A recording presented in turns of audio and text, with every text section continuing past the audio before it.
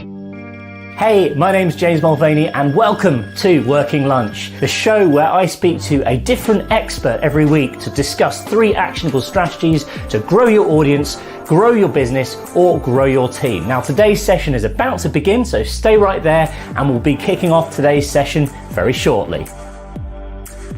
All right, welcome to Working Lunch. My name's James Mulvaney. Today, my guest is Steve Hooper, founder of SiteGeek. So let's get started. Steve, how's it going? I'm good, mate. Yourself? Yeah, doing really well. We've just been having a nice little chat before we got started, and it was like, oh no, there's like 30 seconds. Right before there was 15 seconds to go. so welcome to Working Lunch. Thanks very much for your time today. Great to have you on board. I guess start off just by telling us a bit about yourself. What do you do at SiteGeek? Okay, well, if I tell you a little bit of my history, I'll give you a bit of a history about SiteGeek. The first website I designed was 25 years ago. Now, that was long before little Google existed, and when we used to be able to get away with all sorts of mischief, like keyword stuffing and things like that. So I've done a fair bit of stuff when it comes to the marketing of websites, and I've worked for some fairly big companies. We've got the likes of Amazon in there and Microsoft and people like that. So there's some fairly big names with the people that we've worked with over the years. And SiteGeek itself was formed to help companies with their strategies and to help them grow their businesses using methods that are structured and processed. And we work on something called the growth triad, which is you need a documented journey, you need the appropriate tools and tactics, and you need the actionable metrics in order to make everything work. And on that basis, we get great success with our clients, and we have enormous fun doing it. So, yeah. What kind of got you into, I suppose, did you start out then sort of building websites, then got into marketing through that? Yeah, kind of. Websites have gone on this cyclical wheel, if you like. Yeah. And it used to be that when it all started out, if you knew a little bit about tech, and, I was a bit of a tech head, somebody gave me a computer when I was 15 years old. I took it apart to see how it worked and struggled to put it back together again. Yeah. But it was that sort of thing. And then all of a sudden you're in a position and you're thinking to yourself, right, okay, this is great and this works and we can play with computers. And then somebody says the internet, and I didn't know what the internet was at that time. My boss at the time turned around and said, hey, go and buy a modem. Let's check out this internet thing. We need email. Okay. And I remember it like it was yesterday. I had to go to the purchasing department and I had to write out a purchase order and go and do it. Now you buy one on Amazon and send the receipt over to the accountant. But that was the start of it for me. But at the time I was working for a company. We used to send the mail shots for Tesco's. So when you get your little club card thing through the door and all the rest of it, we used to send the archaic version of that, where we used to create databases of hundreds of thousands of names and addresses and write scripts to stick them in appropriate lists so that we could make it easier to send these mail outs. So that's kind of how it all got going for me. When somebody turned around and said, hey, look, do you want to create a website? I was absolutely horrified, but it sat down, worked out how to do it, and now it's like second nature to put it together. Yeah. Okay. So let's get into today's sort of discussion. Basically, we're talking about marketing and digital strategy. So firstly, what's your definition of a digital strategy, and why is it so important? As I was saying before, we work on the 3 key things that you need. And the first one, documented journey. Everybody needs to have some form of documented journey that their customers are going on. And we were having the discussion before about the user experience and, how it gets forgotten by developers and things like that. So customer journey, the documented journey of what's actually happening is hugely important. Then you've got the tools and the tactics. The tools and the tactics are, what are you going to do? Are you going to use Facebook ads? Are you going to use what area are you going to go into to make it all work? And the third part is the actionable metrics.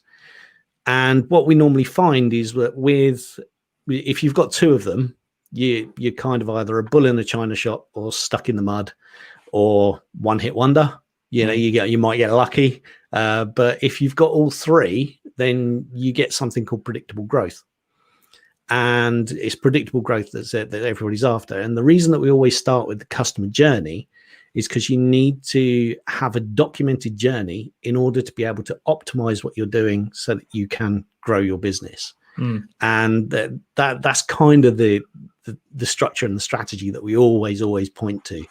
And if clients come to us and they say, hey, look, we just want Facebook ads, we don't need any of that fancy stuff that you do and all the rest of it, we can't do it, because we just cannot get the results, because we don't know what we're tracking, how we're tracking, who we're tracking. We don't know what they're going to happen when they get to the website or anything like that. So we always use that documented journey to make that happen. What's your advice for someone who's kind of looking to implement that?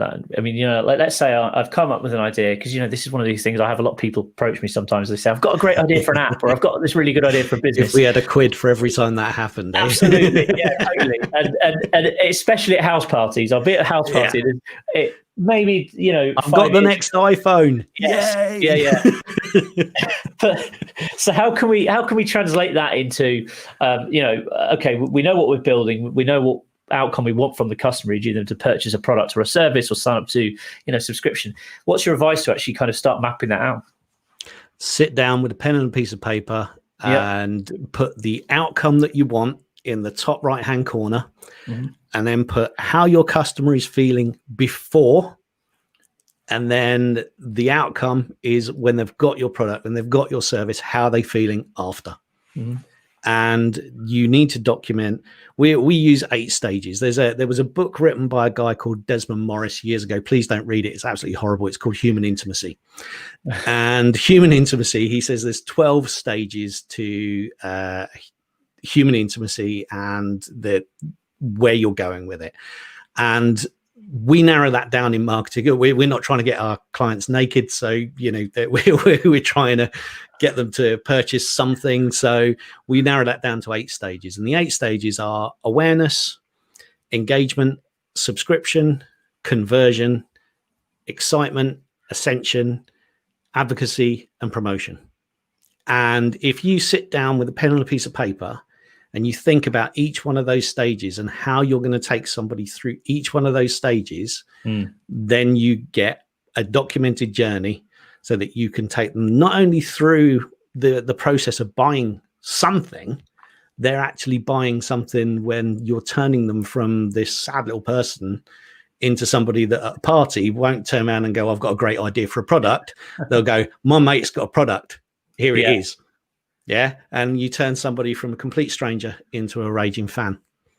Okay. And so if someone wants to find, is there a resource or somewhere with that's sort of written down, or we can go to find out more information? Absolutely. I've never heard of that exact strategy before, actually. Have you not? No. Okay. Well, we partner with a company in the States called Digital Marketer. Yeah. Digital marketer based in Texas, run by a guy called Ryan Dice. Yeah. And he kind of knows what he's talking about when it comes to this stuff. Yeah. He's been doing it a little while. And if you go to Digital Marketer and do a search on customer value journey, you can download the little document on it and all the rest of it. If I could just very quickly though, if I could just plug that tomorrow morning there is a talk at Birmingham Tech Week. And I'm talking about how to implement the customer journey into e-commerce strategy. So if you're interested in that, then it'd be great to see you there. It's free, so just head over to Birmingham Tech Week and sign up for a free webinar, and I'll take you through it step by step. That'd be really good. I mean, I think also I must say I've actually been to Traffic and Conversions a few years ago, which is run by Digital. Yeah, I went in 2015 or 16. I went. I've only been once, but really valuable. Those are great resources. Again, it was a friend of mine who I think he'd been 2 or 3 years in a row, and he said I should come along. So I was like, yeah, little trip to San Diego. Why not? So why not? Yeah. Sadly, not on this year though. No, it's a virtual summit this year. So. If you fancy signing up for the virtual summit, it's about 1/10 of the cost of what it would normally cost you And you haven't got to fly to San Diego and stay in a hotel. That was the main expense, is just getting over there. Yeah. Okay, so that's the importance of digital strategy, and I completely agree with you. I think, there's too many businesses that start up and they kind of just hope for the best, or they just take a sort of complete stab in the dark. They don't really think about the customer, and or businesses kind of get this kind of compounded thing over time, where they'll add more and more stuff to the website, or they'll build more and more features on the products, and they kind of end up losing focus. I think it's very important to kind of maintain your original ethos as you kind of grow a company. Yeah.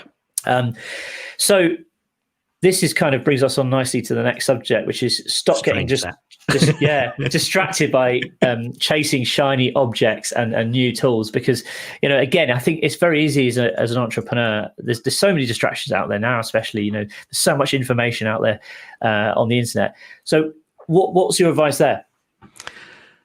I mean, let's face it, back in March, when we went into lockdown, this thing happened.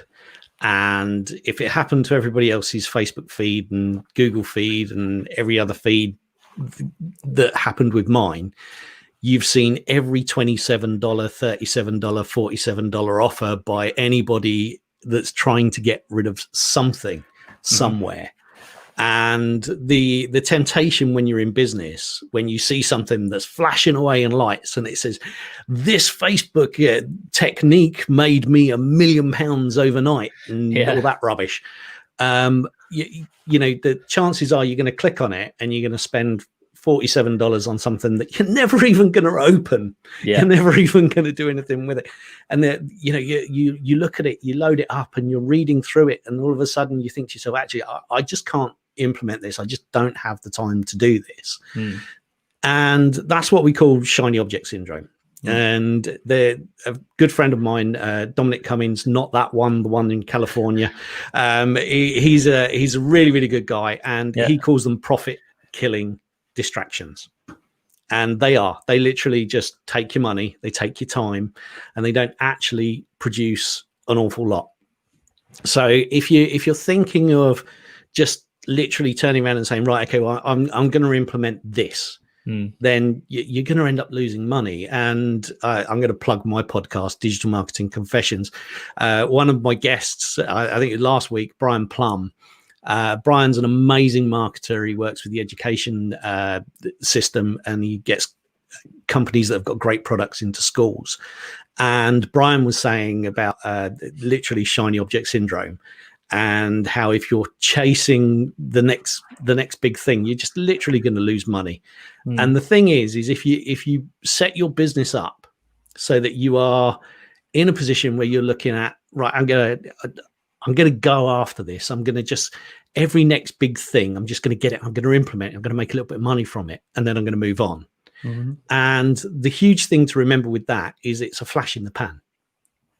If you work out a hack in Facebook to get cheap ads, and you can reduce your ad cost in Facebook by 25 to 80%, within 3 weeks, some brain at Facebook is going to go, hang on a minute, all these people are doing this.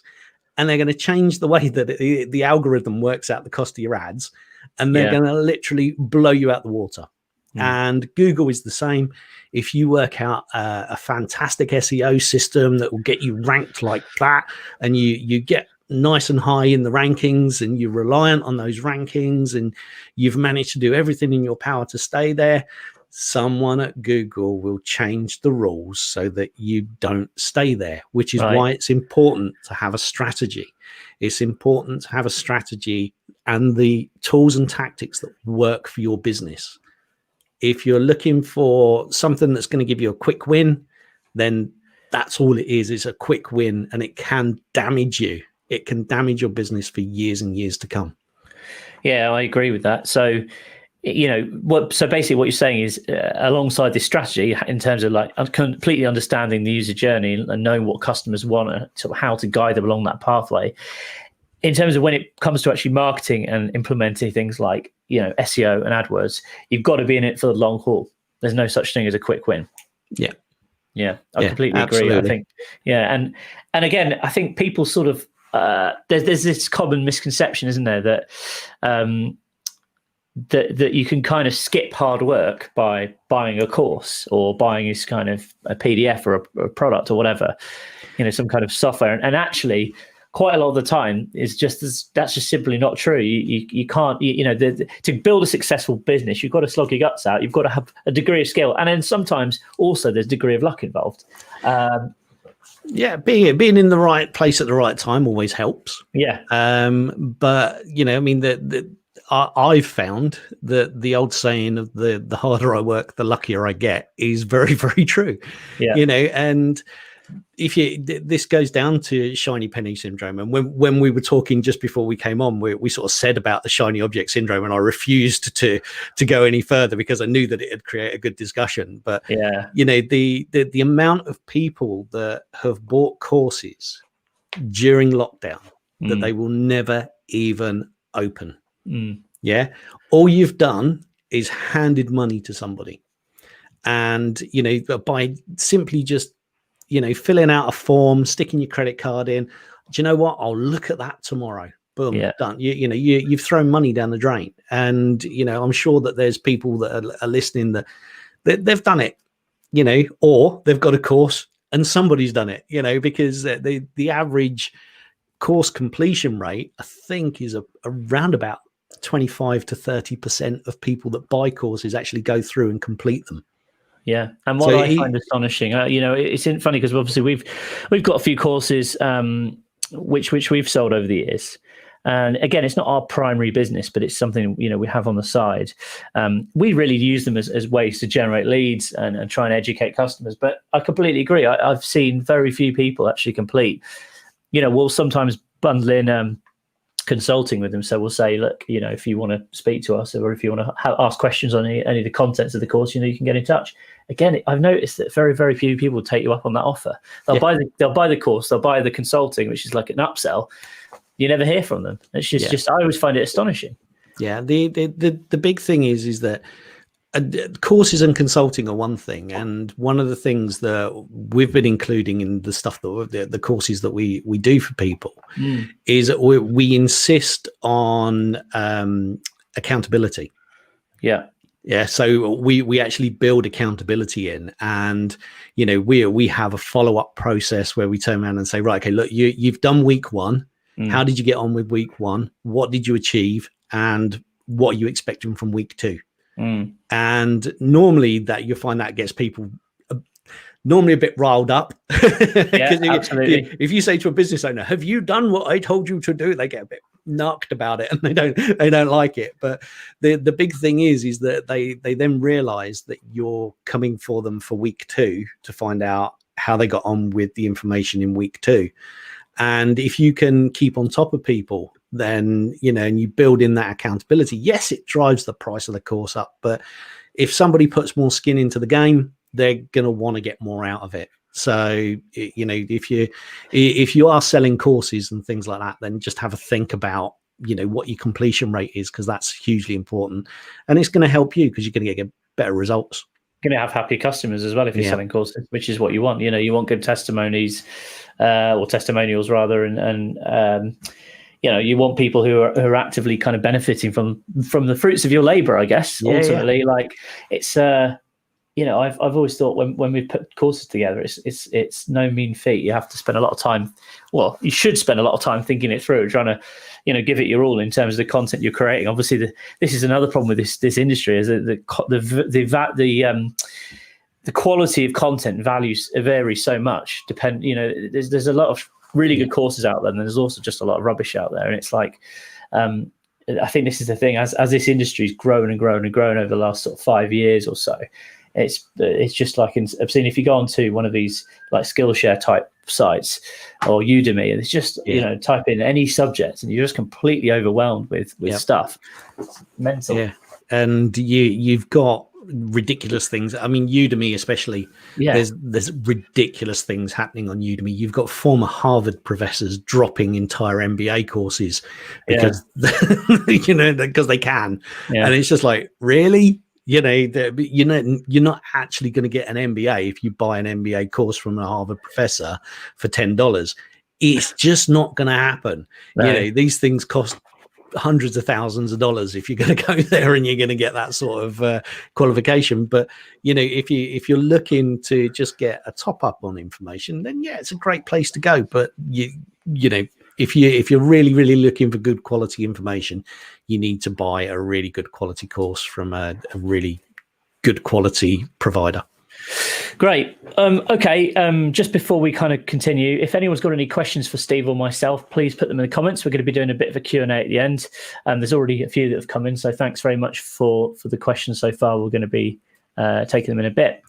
So next topic then, the difference between planning and doing. And I think, this again links very much to this sort of shiny object syndrome, kind of what we've just been discussing.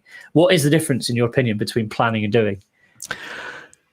It's the difference between a true entrepreneur and a hobbyist. Okay. And I'm going to upset a few people with that. Yeah. There is a book by a guy called Mike Mikowitz, and I don't know whether I've got his name right. And if he hears this, he's probably going to go, "Oh, you didn't get it right," because it's impossible to say. But it's called The Pumpkin Plan. And the Pumpkin Plan talks about having the people, a true entrepreneur builds the business and gets other people to do things that they would normally do, and they teach these people how to do it.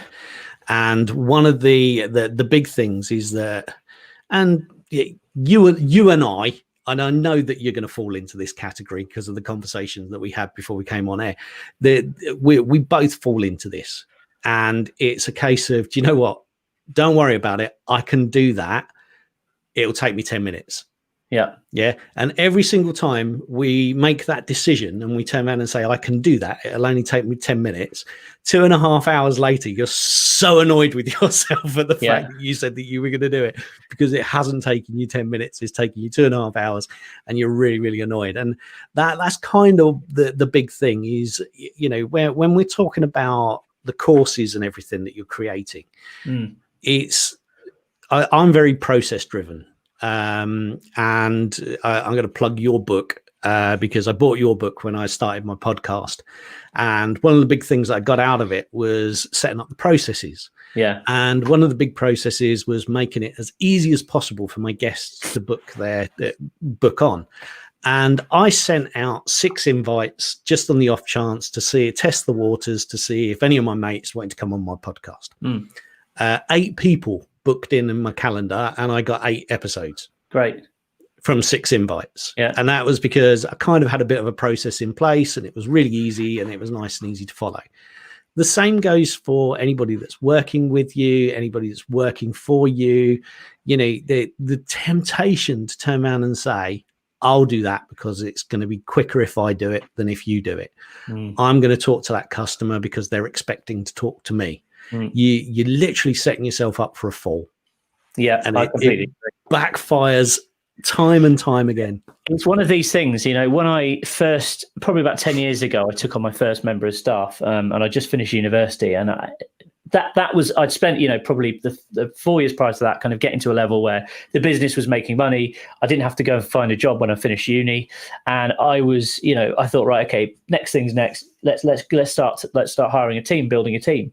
And to begin with, I found that tremendously difficult. It was like the actual letting go of things that you thought, no one else can understand it as well as I do. It was really hard to overcome that barrier to begin with. I think probably a year after I sort of took that step, I sort of started to get my head around, and maybe 2-3 years into the process, I was like a lot better at delegation. But it's one of these things that to begin with, it feels uncomfortable and feels unnatural. And like you say, I think there's a lot of entrepreneurs that they think, it will just be quicker if I do it. And then sometimes actually you've got to put your foot down and say, no, it's not my job to do that anymore. Once you've hired someone to sort of to fulfill that particular role. So whether that be like customer support, or whether it be, development, or marketing, you've got to then try and distance yourself from that particular aspect of the business and put your full trust in them to do that job. Yeah. And one of the big things to remember is, even if you know it inside and out, if you've taught that person how to do it properly, then you should have done a good enough job. And the easiest way in the world to do it, and Mike talks about this in his book, and I've followed it to the letter, and it's great because my virtual assistant does this brilliantly. Yeah. I create a video. If I'm doing something like, if there's a new way to create an invoice or something like that, I create a screenshot video and I upload it straight into a Dropbox folder. And that's the tutorial, because that's exactly how I did it. This is what I did. I talked through it as I was doing it. This is exactly how you do it. And then the next thing to do is, if it changes again and that person says to you, it's not like that anymore, it's not your job then to go in and learn the new process. What you do is you say to the person who's learnt the process, you say to the person who's been doing it, can you create a video in the same way that I did for you, and just update it and then just upload it to the Dropbox? And then that way, the person that has learnt how to do it, and they've optimized how to do it, because they might find a better way to do it than you can do. And as soon as they've optimized it and they've moved on, then you've got this bank of information that you could literally, you've got somebody, if you bring somebody new in or somebody needs to cover, it's all in the Dropbox. So it's about creating, processes for your business effectively. And again, sometimes it's not fun writing documents, but video can be an easy way of doing it. I think sometimes as well, documents do serve a good purpose because they could be edited a bit easy, etc. So here's a question: how long did it take you to write your book? Well, that's a good question. Because, shocking confession, I didn't really write much of it. This was it was actually created by the team, and we probably worked on it for about, I think, 2 months. We did release it initially as something called the podcast.co blueprint, and then after that we decided to turn it into a book, put it on Amazon. And again, it required a bit of editing to kind of match it to the ebook format, the Kindle format, whatever it is. But I didn't write the majority of that book, but wasn't necessarily written by me. Around about 2 months to create that document. Probably, I think so. Yeah, it was probably 2 months' work. Not. And again, it was Jamie and Daryl who were working on that. And again, this was probably on the lead up to the launch of podcast.co. So it wasn't, they were working on that solidly for 2 months, but they were doing other things, blog posts, writing copy for the site. If you were to go through that and look at the information that's in it and say, okay, if I were to look at each chapter and then just create a video around it, it'd take you half a day. Probably, yeah. I mean, again, I think if it depends on the sort of video you want to do. I think for courses, I do think writing presentation, having like a visual cue is good for both the person watching and also for you as a presenter. So obviously then turning a book into a course is something that, you can do as well. But, obviously you need to spend a bit of time creating all those slides, etc. But yeah, it's one of these things. I think content's so important for any business. But it's about writing content that the audience wants. Like goes back to what you're saying, sort of the first section, understanding that the customer journey, understanding the sort of the pain point and where they want to end up, and just trying to help people along that journey. I think that's always been our approach to content and strategy, and that's worked really well for us. Yeah, understanding your customer avatar. And nailing that down so that you know who they are, where they're hanging out. It just makes life an awful lot easier. Yeah, and interestingly, Steve, you probably, if you sort of look at, obviously you bought the book. I didn't even know that before we got on this call, which is fantastic. But actually, you're the prime kind of example of a customer that we want to target at podcast.co. E.g., you've got a business, it's successful, and so you're not falling into that hobbyist category where it's like someone just recording a podcast about their budgie with their mates or whatever for a laugh. And we know we'll have you as a sort of long-term client for that reason, and also you're creating content that's engaging and useful for people, which in turn might then hopefully refer other customers to us, etc. So that's exactly kind of like when we sat down and thought about the kinds of lead magnets and the kind of content that we wanted to create for podcast.co. That was part of the discussion we had. Yeah, absolutely. Cool. Okay. Should we do some questions? Yeah, fantastic. Okay. First one so the first one's from Tristan. Okay. Can you repeat the digital marketing steps from the start? Absolutely. Awareness, engagement, subscription, conversion, excitement.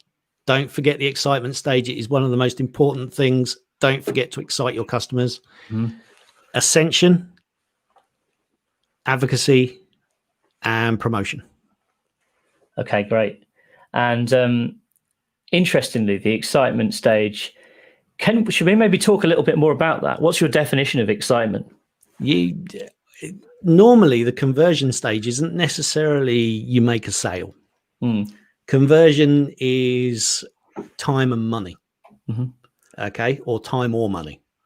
Okay, so if somebody turns around and says, right, okay, well, you've sent me an email about a webinar and I'm going to jump on the webinar. Them turning up to the webinar is the excitement. That's the conversion. Them actually turning up is the conversion.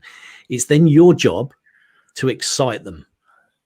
Because they've given you something. They're effectively a customer. Yep. Okay, so you've got to excite them. You've got to give them something. And then once you've excited them, and it's got to be good. I mean, webinar is an easy one. That's got to be good content. It's got to be something amazing. If you're an e-commerce business or something like that, you can send.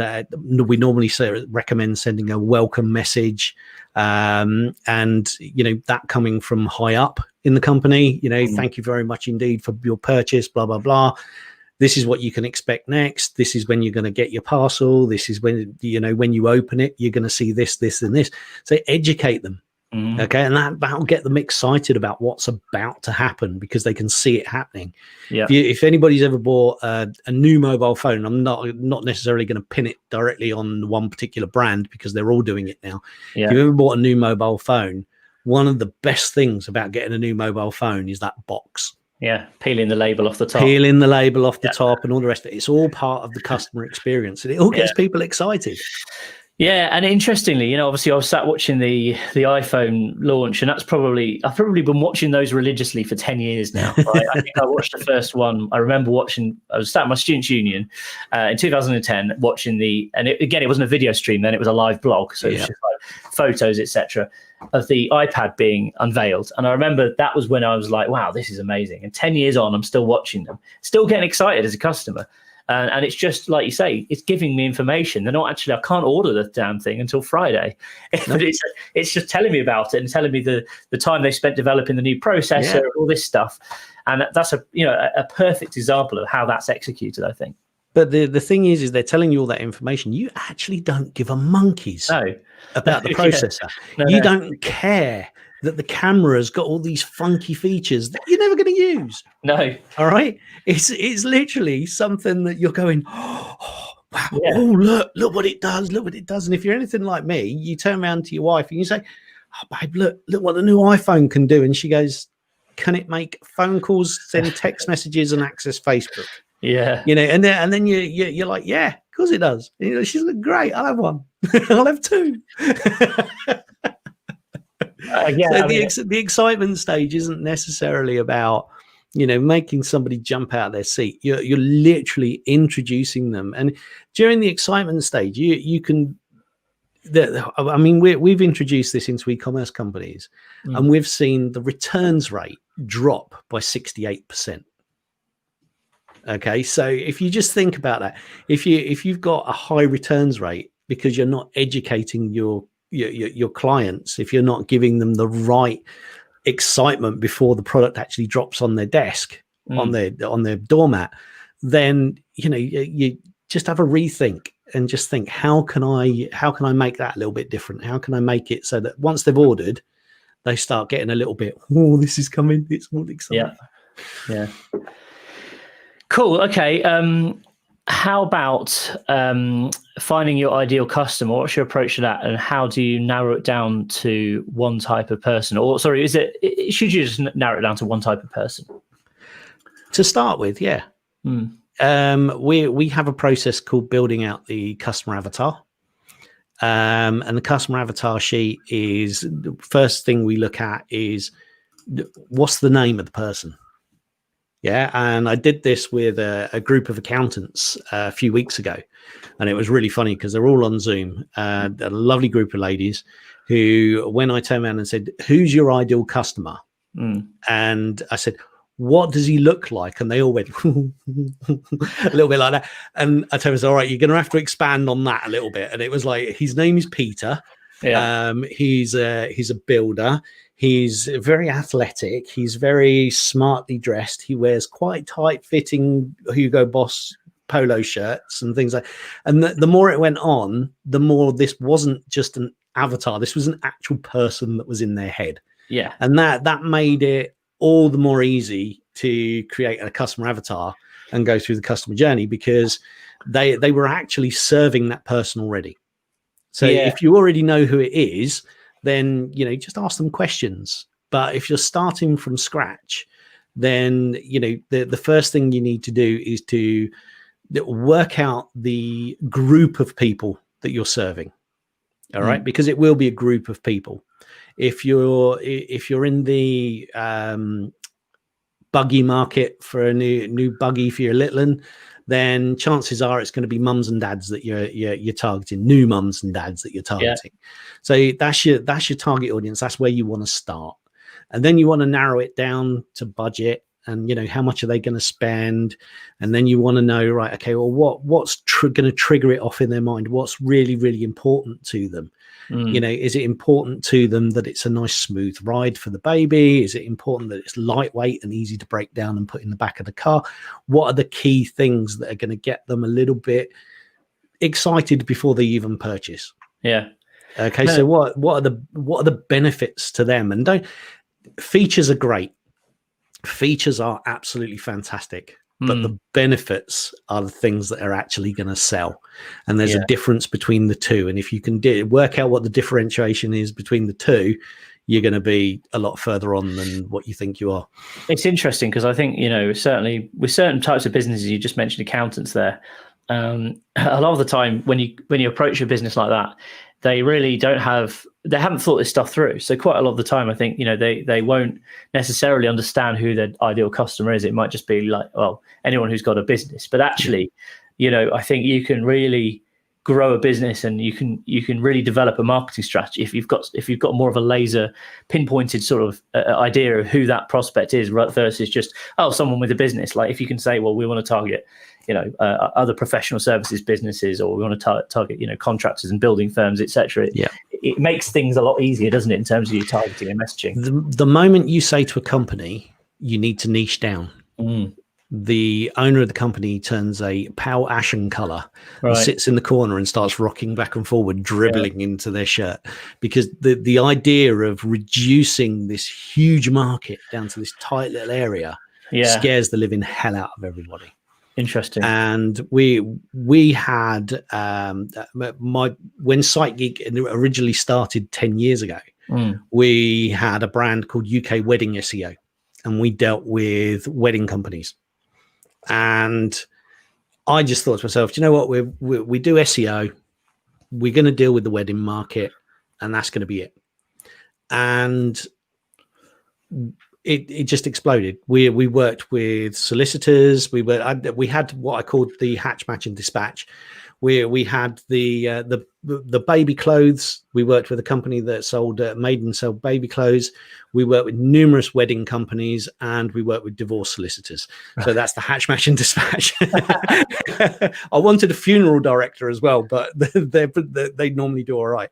But the idea behind people being terrified to niche down is something that it's a barrier to overcome, because if you can overcome it and you can turn around and say, yes, look, this is our niche, this is what we do, and you think to yourself, you're closing yourself down. You're not. You will attract a lot of people within that niche, but you will also attract lots of people from outside that niche, because as soon as you've got your referral process in place, you'll get people that just come to you because you're offering a good service. Cool. All right, Steve. Thanks very much for your time today. Thank you very much indeed. for those people watching who want to sort of find out more about what you offer or what you do, how can they get in touch? How can they find out more? Yeah, sitegeek.co.uk. If you'd like to email me, it's steve@sitegeek.co.uk. If you want to listen to the podcast, it's digitalmarketingconfessions.com. And if you want to go across to Birmingham Tech Week and sign up for the presentation that I'm doing tomorrow, then it's free of charge. And all you got to do is do a search on Birmingham Tech Week. All right. Thank you very much for your time, Steve. Brilliant. Thanks, mate.